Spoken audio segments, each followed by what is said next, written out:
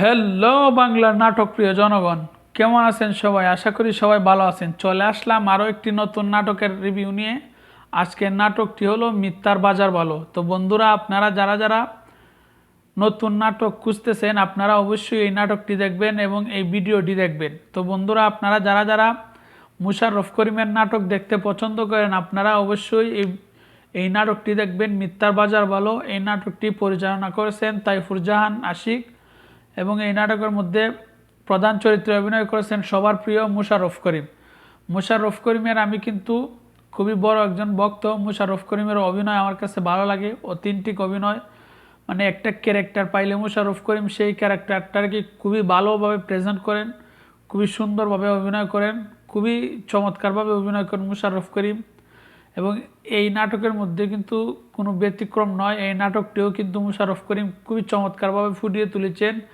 এই নাটকের মধ্যে সুন্দর একটি কাহিনী রয়েছে এবং এই নাটকের মধ্যে যিনি নায়িকা আছেন ওনারও কয়েকটা কাজ আমি দেখেছি মুশাররফ করিমের সাথে, ভালোই অভিনয় করেন।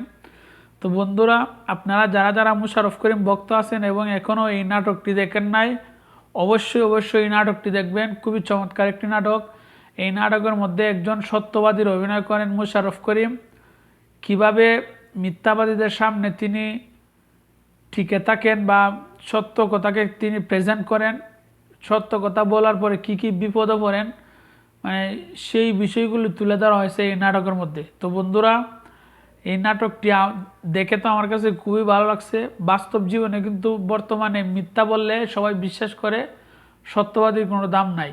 তো বন্ধুরা, একজন সত্য মানুষ হওয়া যে এই সমাজের মধ্যে কি কঠিন, এই বিষয়টাই কিন্তু এই নাটকের মধ্যে তুলে ধরা হয়েছে। তো বন্ধুরা, আপনারা যারা যারা সত্যবাদী আছেন তারা তো অবশ্যই এই নাটকটি দেখবেন এবং অবশ্যই আমার এই চ্যানেলটিকে সাবস্ক্রাইব করে দেবেন।